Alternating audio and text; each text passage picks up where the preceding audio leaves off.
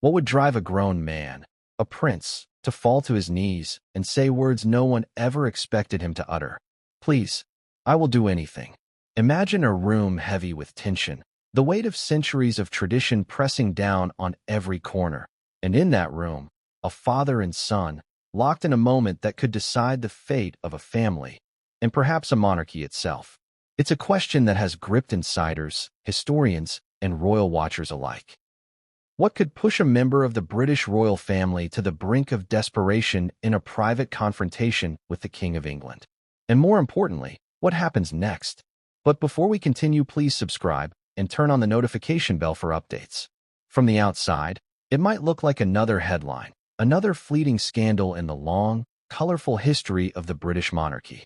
But behind closed doors, the stakes are unlike anything the public has seen. Imagine the palatial corridors, the echo of footfalls on marble floors, the quiet hum of distant guards, all bearing witness to a drama centuries in the making. This is not just a story of power. It is a story of legacy, identity, and the fragile bonds of families stretched to breaking point. The tension had been building for years. Public appearances and polished smiles masked private disagreements, arguments that no cameras could capture, and moments of profound isolation. How does a son reconcile love for a father with a deep sense of betrayal? How does a father balance duty to the crown with the instinct to protect his child from the pressures of the world? These questions have no easy answers, and they set the stage for a confrontation that insiders describe as unlike anything seen in modern royal history. Prince Harry had faced the world's scrutiny before, the cameras, the tabloids, the relentless analysis of every gesture. He had learned to navigate criticism with a mixture of humor, charm, and, when necessary, controlled defiance. But this was different. This was private, and private moments, as history tells us, often carry more weight than any public spectacle. In that room, there were no scripts, no advisors coaching every word. Just raw emotion, centuries of family expectation, and the looming shadow of a decision that could not be reversed. Imagine, if you can, the phone calls leading up to this moment, whispered conversations with advisors, hushed consultations with those who understood the stakes better than anyone. A final ultimatum had been drafted, debated, and delivered, and the consequences were clear. The king's decision was final, and yet, the son, a man grown in the public eye, could not accept it without a fight. Not a fight of violence or politics, but a fight of the heart, a plea that laid bare vulnerability and love and desperation all at once. And what did he ask for? Not titles, not riches, not validation from the public eye. He asked for something far more fundamental, a chance for reconciliation, a chance to be understood, and perhaps a chance to reclaim a bond that had been frayed by years of circumstance and misunderstanding. Please, I will do anything. Simple words. But in a room steeped in history and expectation, they carried the weight of generations. The king, for his part, faced his own pressures. Every choice a monarch makes carries public and private consequences. Every decision echoes through history, through the halls of palaces, and into the lives of those who must carry the legacy forward. How does a father balance love for a son with duty to a nation? How does a king choose between the private bonds of family and the public demands of monarchy? And what happens when those two forces collide so violently that there seems to be no middle ground? But this story is not just about a single plea or a single decision. It is about the intricate web of relationships, the history of a family that has shaped and been shaped by a nation, and the emotional undercurrents that flow beneath the surface of public perception. Every gesture, every pause, every word spoken in that room has layers of meaning that the public will never fully grasp. And yet, through careful accounts from insiders, whispers in the corridors, and pieces of correspondence never intended for the public eye, we begin to see the outlines of a drama both intimate and grand. Have you ever wondered what it feels like to be caught between two worlds? To be a son, loved and yet misunderstood, while also being a figure of historical significance whose every action is scrutinized by millions. Prince Harry lived that reality every day, but in moments like this, the weight of history presses in most heavily. Every sigh, every hesitation, Every glance is magnified in ways that seem almost unbearable. And in that pressure cooker, desperation finds its voice. And sometimes that voice is louder than any royal proclamation. The lead up to the plea was marked by subtle signs that most people would have missed. The tension in meetings, the fleeting expressions captured by unnoticed cameras, the hushed discussions between advisors that hinted at deeper fissures. But all of this, as dramatic as it might appear, was only the surface. Beneath it lay a complex tapestry of loyalty, disappointment, fear, and hope. The plea was not spontaneous. It was the culmination of years of emotion, reflection, and calculation.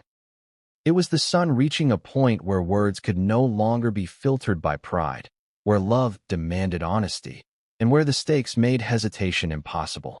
And yet, even as he spoke those words, there was no guarantee of response. Every parent-child relationship has its turning points, moments that will define the future in ways both obvious and subtle. And in this case, the turning point had arrived with the force of inevitability. The king, faced with a mixture of emotion and duty, had to make a choice that would reverberate far beyond the walls of the palace, far beyond the personal lives of those involved, and into the very perception of the monarchy itself. What choice would he make? And what would be the cost? This is where the story truly begins. The plea itself is just the starting point, the spark that ignites a chain of events that will test loyalties, strain relationships, and reveal truths long hidden beneath the veneer of protocol and tradition. We will explore the moments leading up to the confrontation, the dynamics within the palace, the roles of advisors and family members, and the emotional currents that flowed beneath every word spoken. We will examine how history, expectation, and personal desire collided in ways that left no one untouched. But perhaps most importantly, we will look at what happens after the words are spoken. Because in any drama, the aftermath is as crucial as the moment itself. How does a plea like that reshape a family? How does it affect a man who has been trained from birth to navigate both public scrutiny and private expectation? And what does it reveal about the balance between duty and love, power and vulnerability, tradition and personal agency? By the end of this journey, you will understand why those 6 words, "Please, I will do anything," are more than a plea. They are a symbol of the tension between history and humanity, between public persona and private self, and between a father who must lead a nation and a son who must find his own place within it. They mark the beginning of a story that is both intimate and epic, deeply personal, yet undeniably public, and shockingly human in its drama and complexity. But what came next would change everything, and no one saw it coming. The first time Prince Harry heard the words, he couldn't believe them. Not because of what they said, but because of how final they sounded. Imagine sitting across from your father, a man who is not just your father but the King of England, and hearing a sentence so absolute, so immovable, that it changes the entire landscape of your life in one fell swoop. That was the moment when Harry realized this was no ordinary disagreement. This was a turning point, the kind that would define not only his relationship with his father, but the very trajectory of his public and private life. The atmosphere in the room was thick, almost suffocating. The heavy drapes blocked out the sunlight, leaving shadows that seemed to stretch and twist like silent witnesses. The walls, adorned with portraits of ancestors whose decisions had shaped centuries, seemed to close in. Every tick of the ornate grandfather clock in the corner sounded louder than it should, each chime a reminder of the inexorable passage of time. Harry felt it keenly, the weight of history pressing down on his shoulders. It didn't start here. The road to this moment had been paved with years of small betrayals, misunderstandings, and missed opportunities. Every public snub, every overlooked suggestion, every media leak had been a brick in the wall separating father and son. But nothing prepared Harry for the finality of that sentence. The king, in his calm, measured voice, laid out the consequences of a decision that had been brewing behind palace doors for months. No room for negotiation. No compromises. This was the end of the line, or so it seemed. Imagine the inner turmoil. A son torn between respect and resentment. A man grappling with the public perception of his actions, while simultaneously trying to process an intensely personal confrontation. Harry, for all his experience in the glare of the global media, found himself unarmed in this battle. There were no cameras to capture his courage, no advisors to interject, no scripts to follow. It was raw, unfiltered reality, and the stakes couldn't have been higher. But why did the king take this approach? To understand, we have to consider the pressures on a monarch. Every word, every decision, carries implications not only for family members, but for the entire nation and even the Commonwealth. Advisors, with their own agendas and carefully calculated strategies, had undoubtedly weighed in. Some encouraged reconciliation, others urged firmness, insisting that certain boundaries could never be crossed again. And Charles, as king, had to balance these pressures with his personal feelings, his sense of duty, and the long-term vision for the monarchy. The decision itself, while simple in phrasing, was monumental in scope. Titles were at stake, the visibility of the family in public life, even the perception of loyalty and obedience. For Harry, it was as if the floor had dropped beneath him. Years of effort, both personal and public, to navigate his identity within the royal framework suddenly felt precarious. Every move he had made, every attempt to bridge the gap, now seemed almost irrelevant. The king's words were a line in the sand. Cross it, and the consequences would be irreversible. Stay back, and risk the permanent fracture of a family bond. Harry's mind raced. He thought of every conversation he had ever had with his father, every moment of silence that had felt like rejection, every attempt to explain himself that had been brushed aside. And now, facing the finality of this decision, he realized that words alone would not suffice. This was a test of emotion, of vulnerability, of his willingness to bare his soul in a way he had never done before. It wasn't about pride. It wasn't about titles. It was about connection, about love, about desperately trying to repair what had been broken for years. And so he began to speak, not in public statements, not in polished interviews, but in raw, unfiltered pleas. Please, he said, the single word carrying a weight far beyond its syllables. I will do anything. The room seemed to shrink, the shadows pressing closer, as if the walls themselves were listening. Every heartbeat was amplified, every breath deliberate. The king listened. The advisors watched. And in that moment, the balance of power shifted in a way that was both intimate and monumental. Yet even as he spoke, there was uncertainty. Would these words be enough to sway a father who had made up his mind? Would the plea reach the heart behind the crown? The room seemed to hold its breath, caught between centuries of protocol and the immediacy of human emotion. It was a paradox of immense pressure. The grandeur of royal expectation meeting the intimate vulnerability of a son's desperate appeal. The build-up to this confrontation had been long and intricate. Weeks of private consultations, careful maneuvering through palace protocols, and whispered discussions among advisors all culminated in this moment. Each participant understood the stakes, each had a role to play, and each awaited the outcome with bated breath. But Harry had no strategy beyond honesty, no plan beyond revealing his heart, and that rawness made the moment all the more profound. It was not calculated. It was instinctive. It was human. And then came the response. The king, measured and firm, yet not devoid of emotion, responded in a way that few could have anticipated. He acknowledged the plea, but the path forward remained uncertain. This was not an outright rejection, nor was it a complete acceptance. It was something in between, a tension-filled pause that left everyone in the room hanging. Harry, in that instant, had laid everything bare. The king had listened. But the future? That was still undecided. The room held an almost unbearable silence.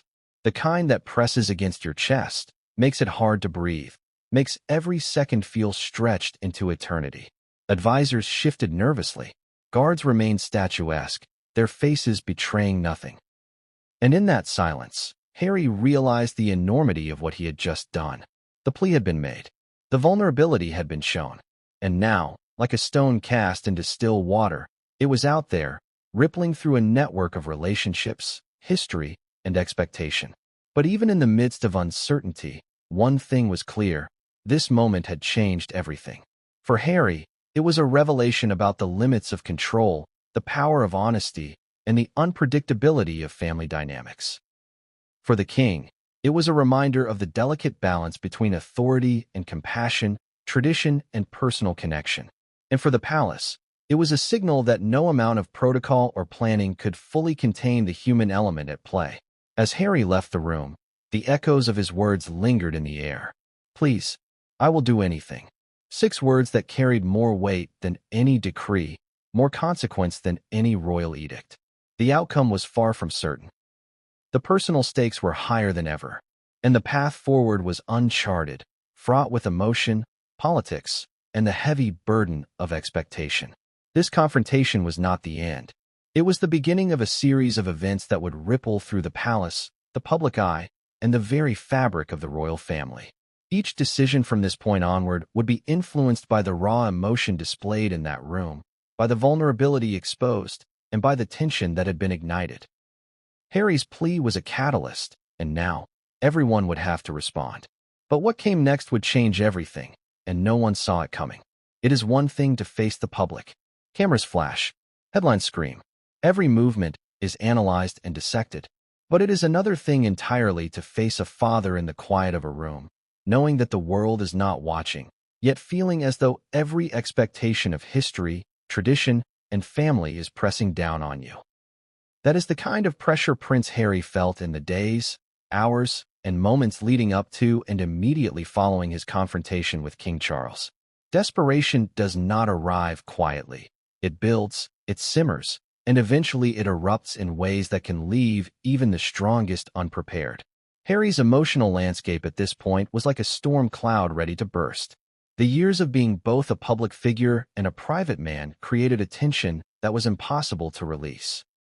He had learned to mask his feelings in public, smiles, handshakes, measured words. But behind palace walls, behind closed doors, there were no scripts, no polished lines, no careful choreography.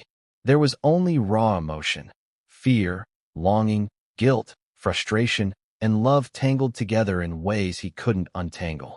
Consider, for a moment, what it means to feel trapped between two worlds. On one side is your family, the most fundamental connection any human can have.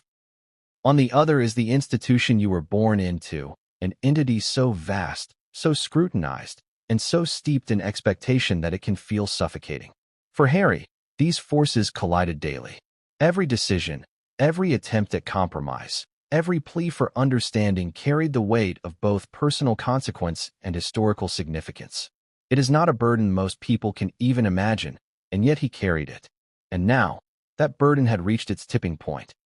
Friends and insiders who witnessed Harry in this period describe him as unrecognizable at times. He would pace corridors late at night, restless, wrestling with thoughts that refused to settle. Calls to close allies were frequent, urgent, and often filled with frustration rather than strategy. He wanted advice, support, reassurance. But mostly, he wanted someone to validate what he already knew. That the final decision he faced was devastating, and that no amount of planning could undo the emotional fallout. It is important to note that Harry's desperation was not about ego. It was not about titles, or public appearances, or validation from the media. Those things had become secondary to him, almost irrelevant. His desperation was rooted in connection. The fundamental human desire to be understood, to be seen, to be heard by a father who, despite decades of guidance, love, and tradition, seemed almost unreachable in this moment. The plea, please, I will do anything, was born not of pride, but of raw, unfiltered need. The days leading up to the confrontation were filled with calculated chaos. Advisors, aware of the impending discussion, tried to prepare both sides. Some encouraged patience, some suggested firmness, and some whispered strategies designed to minimize damage to both family and institution. But Harry, in these moments, moved beyond strategy. There was no room for careful diplomacy, no time for rehearsed statements. The plea had to be genuine, or it would fail, and he knew it. In addition to emotional preparation, there were logistical complications. The meeting had to occur at a precise time, in a controlled environment, under conditions designed to prevent leaks and ensure privacy. But even within these constraints, tension radiated. Everyone in the room understood that the balance of power was delicate, and that the outcome would not only affect Harry's relationship with his father, but potentially alter the perception of the monarchy itself. One wrong word, one misstep, and the consequences would ripple far beyond those walls. Even in the midst of this, Harry's thoughts often drifted to memories, small moments from childhood, flashes of connection that now seemed fragile and distant. The first time he learned to ride a horse, the quiet encouragement in a palace corridor, the laughter and camaraderie of simpler times before duty, expectation, and media scrutiny intervened. Those memories fueled his desperation. They reminded him of what had been possible, what might still be salvaged, and what could be lost forever. At the heart of Harry's turmoil was a fundamental question. How do you reconcile love with disappointment? How do you plead for understanding when the stakes are higher than they have ever been?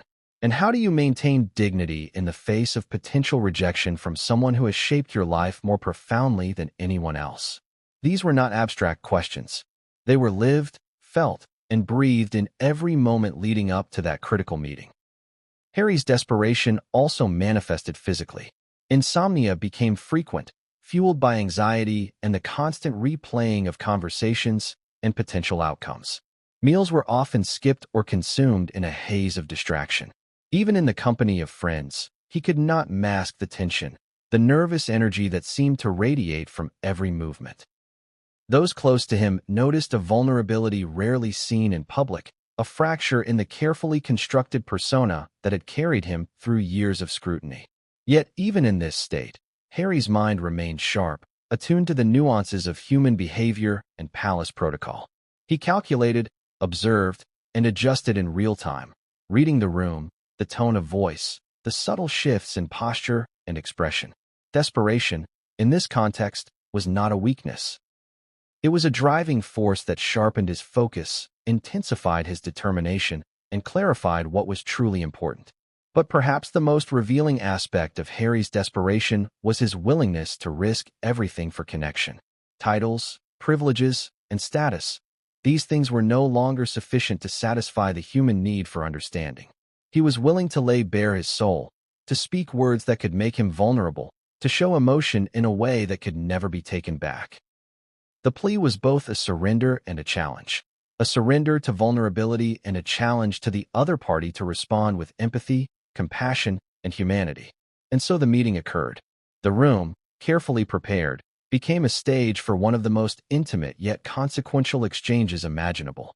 Harry spoke, the words tumbling out in a mixture of fear, hope, and determination. Each phrase carried weight beyond the syllables themselves. Every pause was charged with meaning. Every glance exchanged held centuries of expectation, and the response, measured and deliberate, was received with the full force of its implications. Harry's plea did not happen in isolation.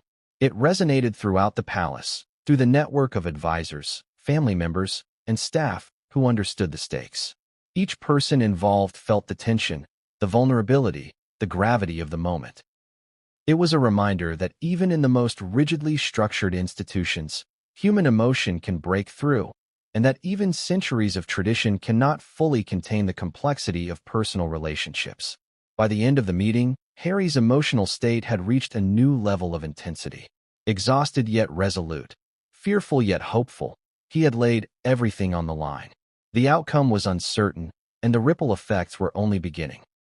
What followed would challenge assumptions, reshape relationships, and force everyone involved to confront the human realities underlying the pomp, protocol, and historical weight of the monarchy.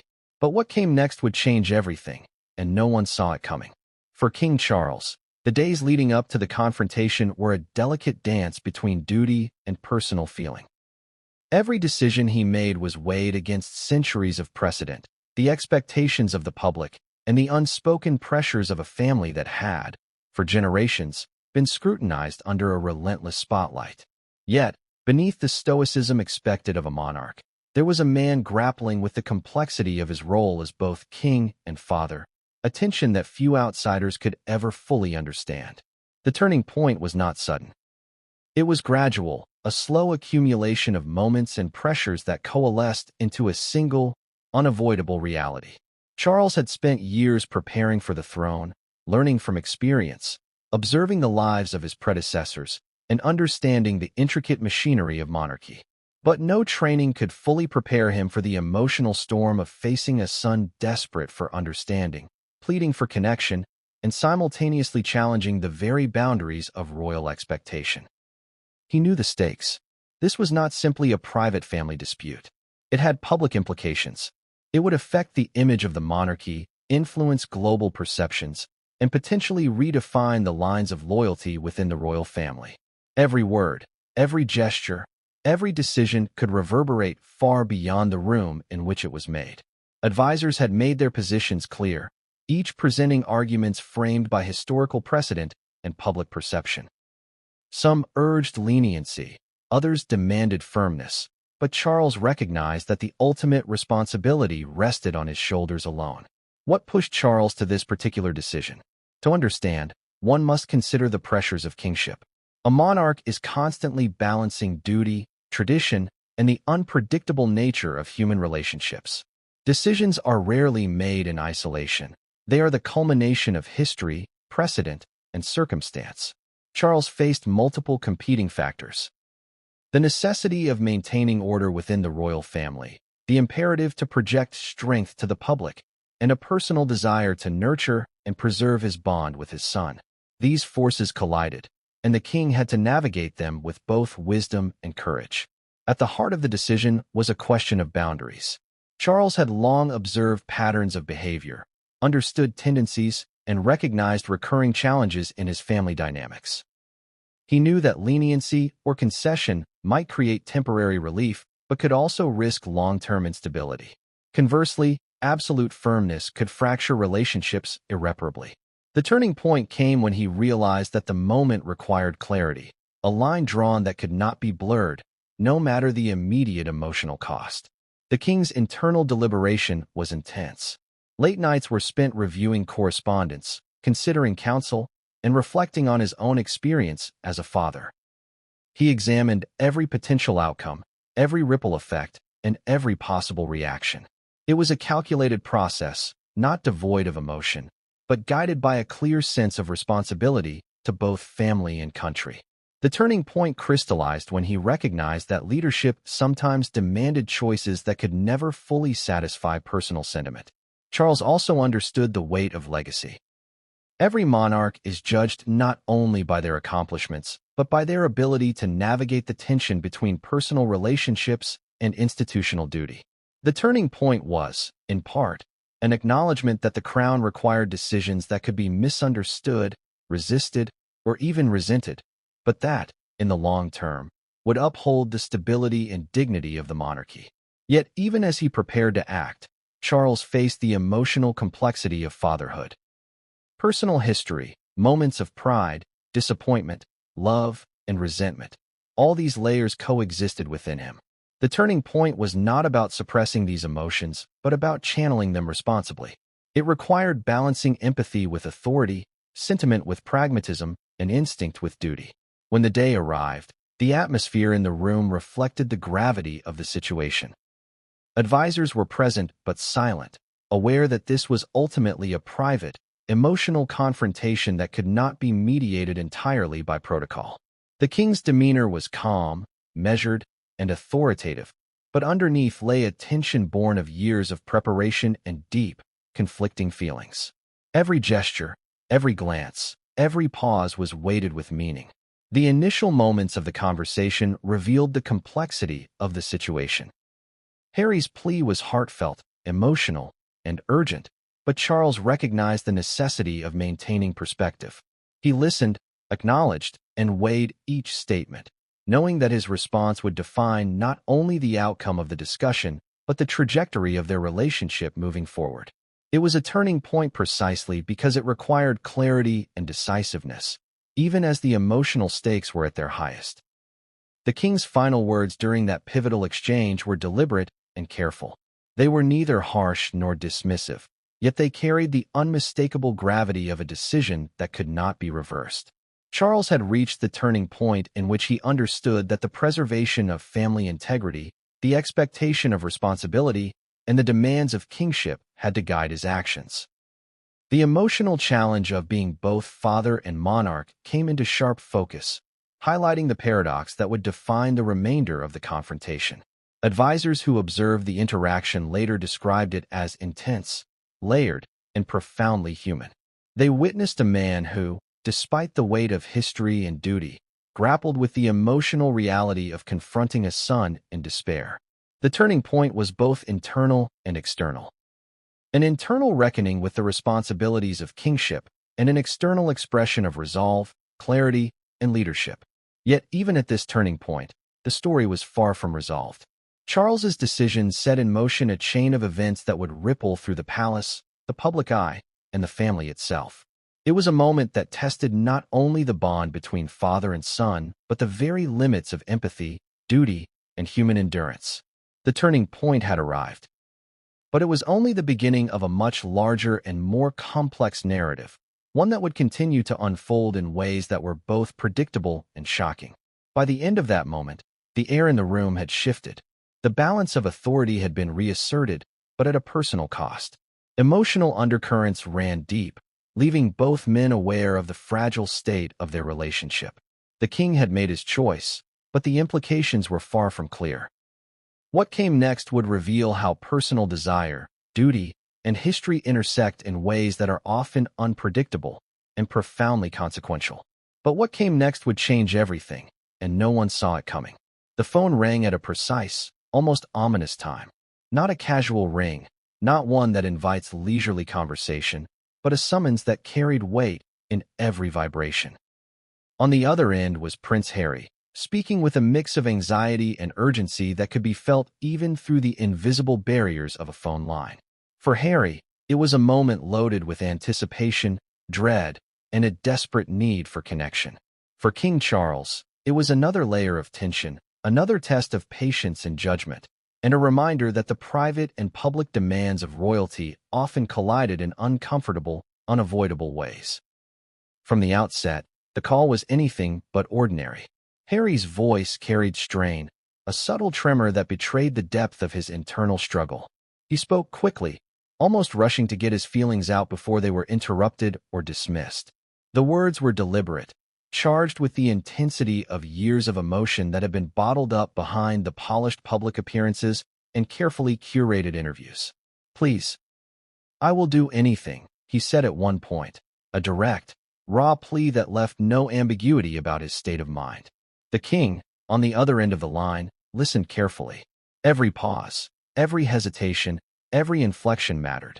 He was acutely aware that this was not a simple conversation but a pivotal moment in the father-son relationship.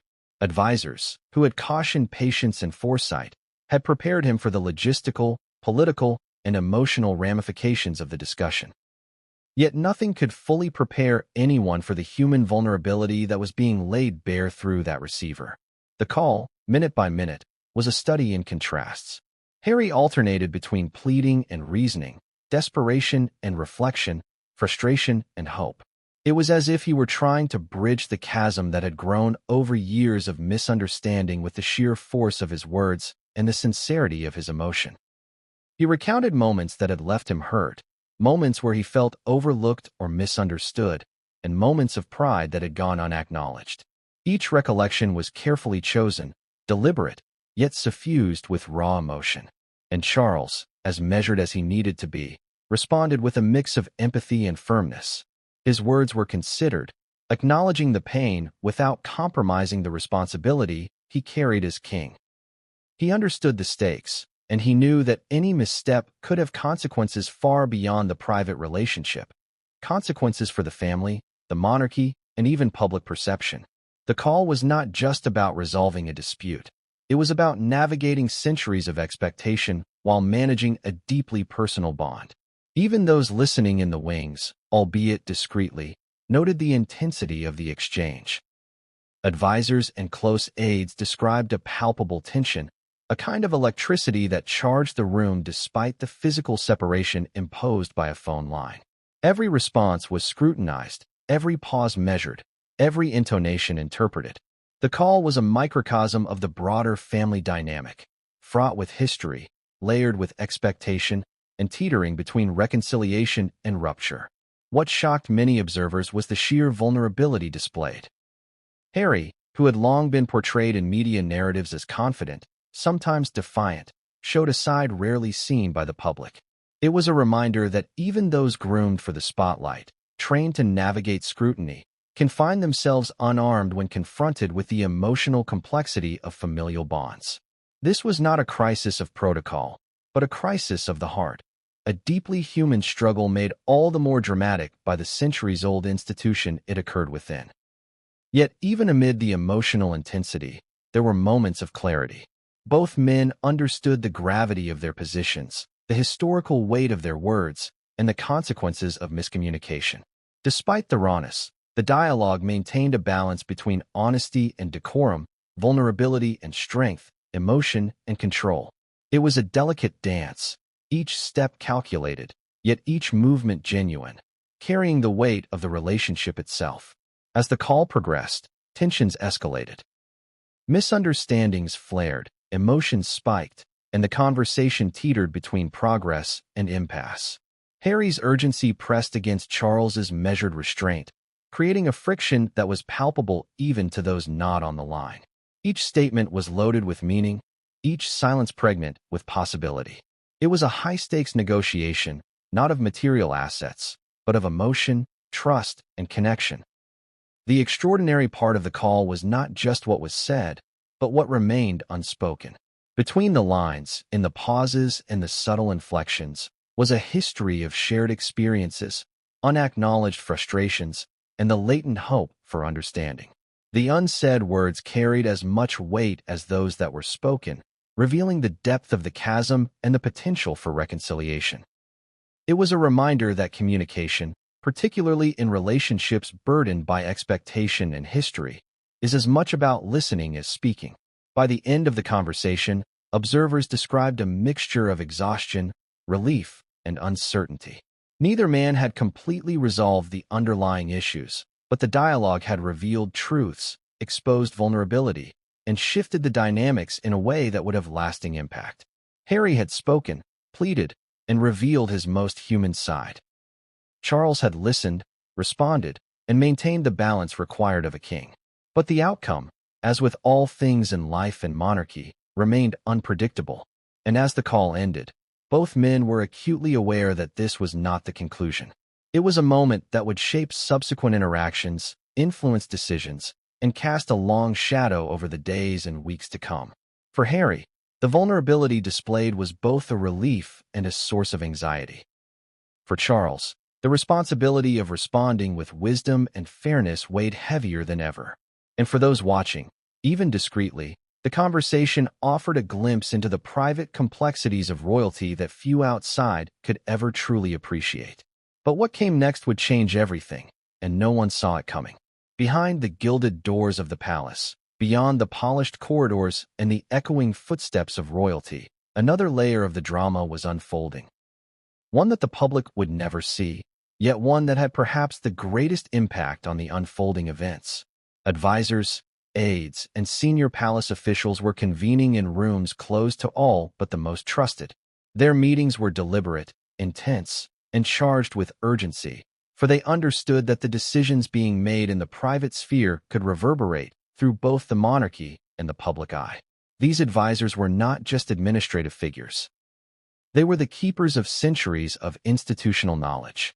Some had served multiple generations of royals, their loyalties tested and refined over decades. They knew the rules of protocol better than anyone, and yet they were also intimately aware of the human dynamics at play. They were the unseen forces working behind the scenes, interpreting moods, predicting reactions, and attempting to navigate a path that would preserve both family integrity and public perception. The urgency of their meetings stemmed from the escalating tension between father and son. Harry's plea had been laid bare, emotional, and unprecedented in its intensity. It had created ripples throughout the palace, leaving advisors scrambling to predict the next moves. Their discussions were meticulous. Every word Harry had spoken was analyzed for intent, every response from Charles examined for clues about potential outcomes. The goal was simple in theory: anticipate the trajectory, manage the fallout, and maintain stability. But in practice, it was anything but simple. Some advisors advocated for conciliation, arguing that the monarchy's strength lay not in rigid control, but in its capacity for empathy and adaptation. They highlighted the need to preserve family unity, cautioning that too harsh a response could exacerbate existing tensions and lead to further public scrutiny. Others, however, emphasized the importance of setting boundaries, maintaining authority, and demonstrating that even personal connections must sometimes yield to duty. The divide among the advisors reflected the broader tension in the palace, a tug-of-war between human emotion and institutional expectation. The meetings themselves were highly structured. Notes were meticulously reviewed, timelines reconstructed, and hypothetical scenarios debated at length. Advisors rehearsed potential conversations, imagined possible objections, and explored every contingency. Yet, for all their planning, they were acutely aware that human emotion rarely adhered to predictions. Harry's vulnerability, Charles's authority, and the historical weight of the monarchy created a perfect storm of unpredictability. No strategy could fully contain it. One key point of contention among the advisors was the nature of communication. How should Charles respond to Harry's plea? How direct should he be? How much emotion should be shown? And how much should be masked behind the veneer of royal composure? Each advisor brought a different perspective, informed by experience, temperament, and their understanding of the personalities involved. The discussions were heated at times, with some advocating transparency and openness, while others pushed for caution, control, and restraint. Tensions escalated as advisors considered the potential public fallout. In an era of global media and instant information, private moments often become public spectacles. Any perceived weakness, misstep, or emotional overreach could be amplified, dissected, and criticized worldwide. The stakes were not just familial. They were institutional, political, and even cultural. Every choice had to account for history, optics, and the delicate balance between private empathy and public duty. As the meetings progressed, a sense of urgency grew. Advisors knew that the private plea from Harry was more than a personal request. It was a test of the monarchy itself. How would a modern royal family handle vulnerability, conflict, and emotional honesty? Could centuries of tradition coexist with the human need for reconciliation? These questions loomed large, and the advisors wrestled with them in ways that combined intellectual rigor with emotional intelligence. In addition to formal discussions, informal consultations occurred behind closed doors. Whispered conversations in corridors, discreet phone calls, and hurried notes exchanged over tea added layers of complexity to the decision-making process. Advisors often acted as intermediaries, conveying intentions, gauging reactions, and seeking alignment between the son's plea and the father's response. It was a network of subtle negotiation, persuasion, and observation, all conducted under the pressure of secrecy and historical weight. One particularly intense session revealed the depth of concern among the advisors. They debated whether allowing a concession might be interpreted as weakness, or whether insisting on firmness could permanently fracture the relationship. The room was tense, each participant aware that the wrong guidance could have irreversible consequences. Yet, even amidst disagreement, a consensus emerged. The ultimate responsibility rested with the king. Advisors could counsel, anticipate, and prepare, but the final decision, with all its emotional and institutional ramifications, belonged to Charles alone. The human element was always present, despite the formality and structure of these meetings. Some advisors were genuinely concerned about Harry's emotional well-being, recalling past moments where his vulnerability had been evident. Others focused strictly on the long-term implications for the monarchy. This duality reflected the broader tension within the palace itself, a constant interplay between human emotion and institutional expectation, between private loyalty and public duty. As the advisors wrapped up their deliberations, one thing became clear. The confrontation was far from over. The meetings had provided clarity, perspective, and strategic guidance, but they had also underscored the unpredictable nature of human emotion.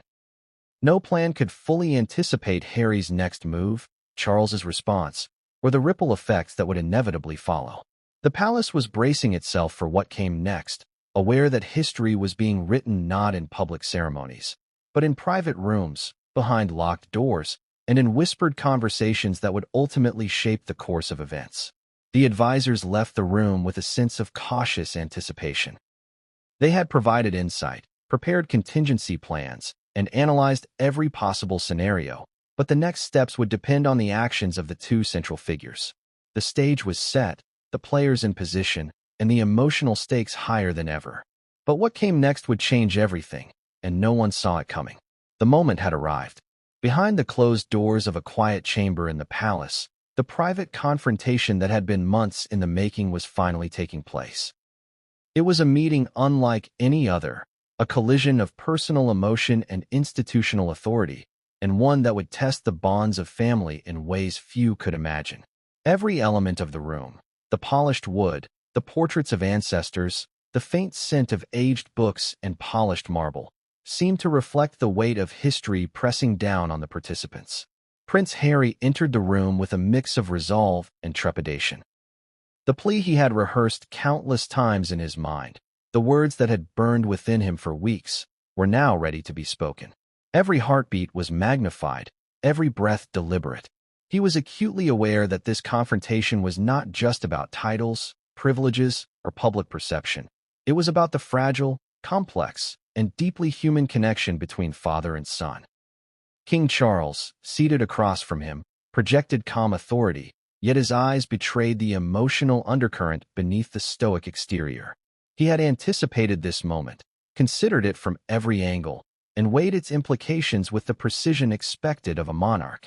And yet, he was not immune to the human reality of the situation. The son before him was pleading, vulnerable, and desperate for understanding. The confrontation demanded both clarity and empathy, firmness and compassion, a balance that few could maintain under such pressure. The conversation began cautiously. Harry spoke first, choosing words with care, revealing his vulnerability, and expressing both frustration and hope. "I'm asking you, as my father, to understand," he said. "I will do anything to make this right." The words were simple, but the weight behind them was extraordinary. They carried years of emotion, layers of history, and the urgency of a plea that could not be ignored. Charles listened, responding with measured tones, acknowledging the sentiments without compromising the authority expected of a king. He reminded Harry of the responsibilities inherent in his position, the expectations of the monarchy, and the broader implications of any concession. And yet, he also allowed space for emotion, demonstrating that leadership need not preclude empathy. It was a delicate dance, the tension between authority and humanity playing out in every word, gesture, and pause. What made this confrontation extraordinary was the interplay of personal stakes and institutional duty. Harry was not simply negotiating for personal satisfaction. He was testing the boundaries of a relationship strained by years of misunderstanding, public scrutiny, and conflicting expectations. Charles was not simply asserting authority. He was navigating the difficult terrain of balancing personal affection with the responsibilities of kingship. Both were acutely aware that this exchange would ripple far beyond the room, influencing not just their relationship, but the perception of the monarchy as a whole. The dialogue was punctuated by moments of raw emotion. Harry's voice trembled at times, his frustration breaking through the carefully measured tone he had cultivated in public life. He recalled moments of perceived neglect, instances where he felt his loyalty and efforts had gone unrecognized, and the constant pressure of living under intense scrutiny. Charles, in response, acknowledged these feelings, but also reminded Harry of the necessity of perspective, discipline, and the enduring weight of tradition. The room seemed to contract with the intensity of the conversation. Every word, every gesture, every pause carried amplified significance. The silence between statements was as telling as the dialogue itself. The unsaid words, regret, hope, fear, longing, hovered in the air, a tangible presence that neither party could ignore. It was a confrontation that transcended ordinary discourse, combining negotiation, emotional revelation, and historical consequence in a way rarely witnessed, even behind palace walls. At a critical moment, Harry pressed further, emphasizing the human aspect of the plea. Titles, protocol, history. They matter, yes, he said, but so does our relationship. So does understanding. So does connection. The words were both an appeal and a challenge, a request for empathy and recognition of the humanity behind the royal roles.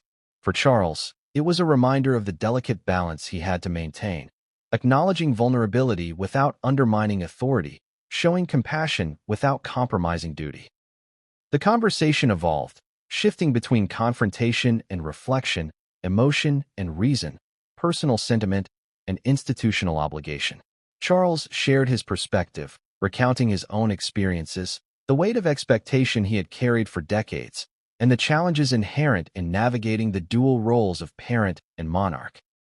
He emphasized that decisions were rarely simple, that history and tradition shaped the boundaries within which personal connection had to operate, and that navigating these complexities required both patience and courage. Harry listened, absorbing the gravity of his father's words, yet continuing to express the urgency of his own emotions. The push and pull between authority and vulnerability, duty and affection, became almost palpable. Observers described the atmosphere as electrified, a room where centuries of expectation collided with the immediacy of personal need, creating a tension that was as beautiful as it was uncomfortable. As the confrontation continued, small breakthroughs occurred. Moments of understanding, brief glimmers of empathy, and the recognition of shared human experience punctuated the otherwise tense exchange. Yet these moments were fleeting, balanced by the reminders of responsibility, history, and consequence that anchored the conversation in reality. It was a dynamic that required constant attention, careful navigation, and emotional resilience. The climax of the confrontation was not a dramatic declaration, but a quiet moment of acknowledgement. Both men, father and son, recognized the stakes, the emotions, and the path forward, even if the exact resolution remained uncertain. It was a moment that blended relief with tension, understanding with anticipation, and personal connection with historical duty. The confrontation had reached a turning point, yet the future remained unpredictable, fraught with both possibility and challenge.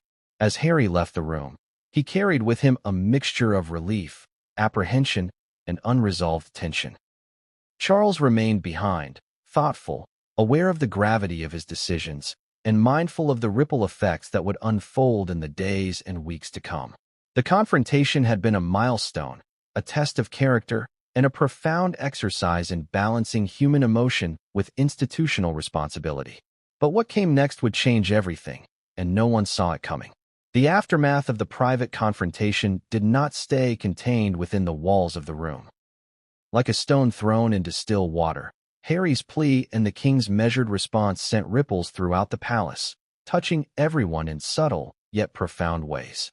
While the outside world remained unaware of the precise content of the discussion, those within the palace felt the shockwaves immediately. Advisors, aides, and staff members navigated the shifting currents of tension, anticipation, and speculation that now filled the corridors. The first ripples were emotional. Staff who had long observed Harry and Charles in their daily interactions began noticing changes in demeanor, tone, and expression. Advisors reported subtle shifts in posture, quieter conversations, and moments of hesitation where confidence had once been evident. Everyone could feel that something significant had transpired, even if the specifics remained undisclosed. In an institution built on protocol and tradition, the emotional currents were almost impossible to ignore. For many, the confrontation validated long-standing suspicions that the relationship between father and son had been more strained than the public realized. It confirmed that beneath the polished appearances, careful speeches, and media-friendly events, there was tension, unresolved conflict, and a desperate longing for understanding. Observers began analyzing interactions with renewed intensity, seeking signs, reading expressions, and interpreting gestures as clues to what had just occurred. But the ripple effect extended beyond emotion. It quickly became apparent that operational and procedural aspects of palace life were also affected. Advisors convened additional meetings, reviewing the implications of the confrontation for upcoming public engagements, communications, and strategic planning. Every scheduled event, every planned statement, every potential media interaction had to be reconsidered in light of the new reality. Decisions were being influenced not just by protocol, but by the nuanced understanding of human behavior that the confrontation had revealed. Tensions among advisors also escalated. Some argued that the confrontation necessitated immediate measures to stabilize the family dynamic and manage potential fallout. Others cautioned restraint, warning that overreaction could worsen the situation. These disagreements reflected the broader challenge facing the palace. Balancing human emotion with institutional authority, private loyalty with public perception. It was a balancing act with no clear precedent and no guaranteed solution. Within the royal household, whispers began circulating. Staff members speculated on the content of Harry's plea, the tone of Charles's response, and the possible consequences. While outward appearances remained formal and controlled, the undercurrents of anxiety and anticipation were unmistakable. Private conversations were held in hushed tones, doors were closed with greater care, and the atmosphere of quiet tension became palpable. The palace, a symbol of stability and tradition, now felt almost fragile in its human dimension. The ripple effect extended further when close family members were drawn into the web of uncertainty. Siblings, cousins, and extended relatives who had long acted as mediators or observers found themselves assessing both sides of the conflict, weighing loyalty, empathy, and the potential impact on their own roles. Relationships that had seemed stable were now subject to reinterpretation, influenced by new insights into the emotional dynamics between Harry and Charles. The media, while not yet fully aware of the confrontation's details, began sensing a shift. Journalists, correspondents, and royal watchers noticed subtle changes in behavior, a series of carefully staged appearances that seemed more calculated than usual, and statements that hinted at underlying tension. Rumors began to circulate, speculation intensified, and analysts started constructing narratives to explain the apparent strain. Even without concrete information, the ripple effect had begun to manifest in public perception. Among palace insiders, there was a growing awareness that this confrontation would have long-term consequences. The plea itself, the vulnerability displayed, and the king's response had set in motion a series of psychological and emotional shifts that could not easily be reversed. Trust would need to be rebuilt, boundaries redefined, and communication strategies reassessed. The palace was not just reacting to a single conversation. It was adapting to a transformed relational dynamic, one that demanded sensitivity, foresight, and careful management. At the center of this turmoil was a simple yet profound truth. The human element within the monarchy could not be fully contained by protocol, tradition, or hierarchy. The confrontation between father and son revealed the fragility, complexity, and unpredictability inherent in personal relationships, even within the most structured institutions. The ripple effect was a reminder that monarchy, for all its grandeur and history, is ultimately composed of human beings navigating love, duty, and expectation. Even as advisors worked to stabilize the situation, tensions persisted. Every new interaction carried the potential to reignite unresolved emotions. Every decision was filtered through the lens of the recent confrontation, influencing behavior, tone, and strategy. The palace, while outwardly serene and ceremonial, was a hive of calculated adaptation, each move carefully designed to manage both human relationships and public perception. And as these ripples spread outward, Harry himself experienced their impact. He sensed the tension in staff, the shifts in communication, and the subtle changes in the atmosphere. The plea he had made, raw and vulnerable, had not only reached his father but had touched the entire institution. He realized that his words, spoken in desperation and sincerity, had consequences far beyond his personal relationship. The weight of responsibility, connection, and history pressed down even more heavily in the wake of his emotional revelation. The ripple effect was only beginning. Advisors would continue to meet, strategize, and respond. Family members would adjust their behavior and alliances. The public would interpret subtle cues, generating speculation and analysis.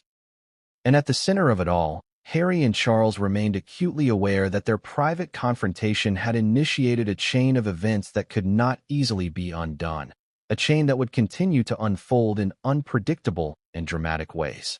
But what came next would change everything. and no one saw it coming. The confrontation between Harry and Charles had barely concluded when the first hints of a media storm began to appear.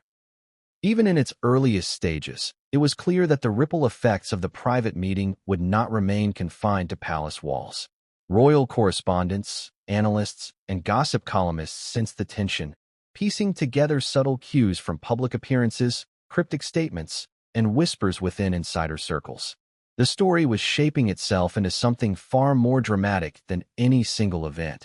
It was a saga, a perfect storm for global fascination. For Harry, the timing could not have been more precarious. While he had hoped that privacy would shield the conversation from immediate scrutiny, the reality of modern media was relentless. Leaks were inevitable.